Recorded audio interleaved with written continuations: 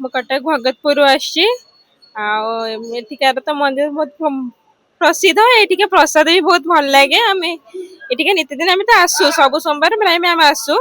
ଆଉ ଏଠି ତ ବହୁତ ଭଲ ମନ୍ଦିର, ବହୁତ ଅମରେଶ୍ୱର ମନ୍ଦିର ଆମର ତ ଏଠି ପ୍ରସିଦ୍ଧ। ଆଉ କଟକରେ ଆମେ ଆସୁ।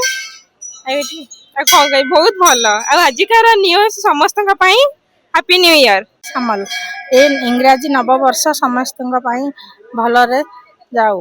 ଆଉ ମୁଁ ଆସିଛି ଅମରେଶ୍ୱର ମନ୍ଦିର।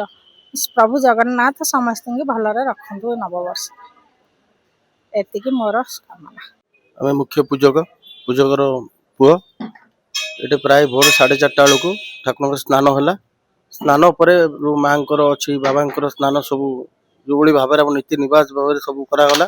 ତାପରେ ଭକ୍ତଙ୍କର ଧାଡ଼ି ଦର୍ଶନ ହେଇଛି ଯେଉଁ ଭଳିଆ ଭାବରେ ଶାନ୍ତି ଶୃଙ୍ଖଳା ଭିତରେ ଧାଡ଼ି ଦର୍ଶନ କରାଗଲା।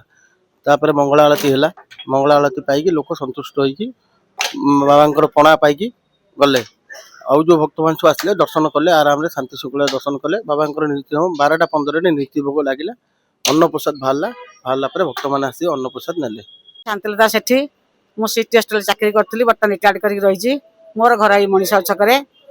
ଆଜି ନୂତନ ବର୍ଷ, ଯେ କି ଏଟା ଇଂରେଜୀ ନୂତନ ବର୍ଷ, କିନ୍ତୁ ଆମ ଓଡ଼ିଆର ଚୈତ୍ର ମାସ ଶୁକ୍ଳ ପକ୍ଷରେ ଯୋଉ ପଡ଼େ ସେଇଟା ହେଲା ଆମର ନବବର୍ଷ। ହେଲେ ବି ଲୋକମାନେ ଯୋଉ ଆନ୍ତରିକତା ନେଇ ପ୍ରଭୁଙ୍କ ପାଖରେ ଶରଣ ପଶୁଛନ୍ତି, ମନରେ ସେଇ ଭାବ ରଖି ଯେ ପ୍ରଭୁ ଜଗତର ମଙ୍ଗଳ କର, ମୋ ପରିବାରର ଭଲ କର, ସେଇ ପ୍ରଭୁ ସେଇ ମୁତାବକ ଦିନର କୌଣସି ସମ୍ପର୍କ ନାହିଁ, କିନ୍ତୁ ସେଇ ମୁତାବକ ପ୍ରଭୁ ମଧ୍ୟ ସାହାଯ୍ୟ କରନ୍ତି, ସେତିକି ସକ୍ଷମ କରନ୍ତି।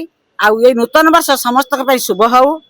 ଜଗନ୍ନାଥ ପ୍ରଭୁ ଜଗନ୍ନାଥ ଏବଂ ବାବା ଅମରେଶ୍ୱରଙ୍କ ଦୟାରୁ ସମସ୍ତେ ଭଲରେ ରୁହନ୍ତୁ, ଏତିକି ମୁଁ କାମନା କରୁଛି। ଏବଂ ଜଗତର ସମସ୍ତ ଭାଇ ଭଉଣୀ ମାନଙ୍କୁ ଏତିକି ଗୋଟେ ଉପଦେଶ ପାଇଁ ମୁଁ କହୁଛି ଯେ ଆଜି ଭଳି ଦିନରେ ଯେ କୌଣସି ବଡ଼ ବଡ଼ ହୋଟେଲ ଯାଇ ଫିଷ୍ଟ କରି ମଦ ମାଂସ ଖାଇ ପଇସା ଉଡ଼େଇବା ନ କରି, ଯଦି ସେମାନେ ପ୍ରଭୁଙ୍କ ପାଖରେ ଆସି ଧାରଣା ଦିଅନ୍ତି ଏବଂ ଅନ୍ତର ସହିତ ଶରଣ ପଶନ୍ତି, ପ୍ରଭୁ ତାଙ୍କ ଡାକ ନିଶ୍ଚୟ ଶୁଣିବେ।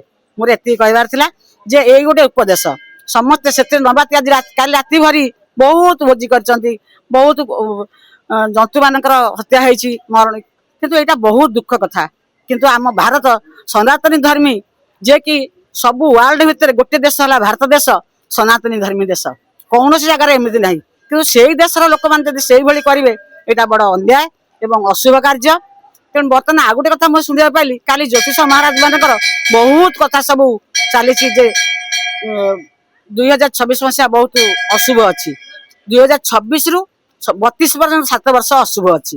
ତେଣୁ ସେ ଅଶୁଭକୁ ଆମେ ମାନେ କଟେଇବା, ଯୋଉମାନେ ସନାତନୀ ଧର୍ମୀ ଏବଂ ପ୍ରଭୁଙ୍କ ପାଖରେ ତାଙ୍କ ମନର ଭାବ ଦେଇକି ଶରଣ ପଶନ୍ତି, ସେଇମାନେ ହିଁ ରହିବେ, ଆଉ ସମସ୍ତ ଧ୍ୱଂସ ହେବେ। ତେଣୁ ପ୍ରଭୁ ଏତିକି କରନ୍ତୁ, ପ୍ରଭୁଙ୍କ ପାଖରେ ମୋର ଏତିକି ଦଇନି।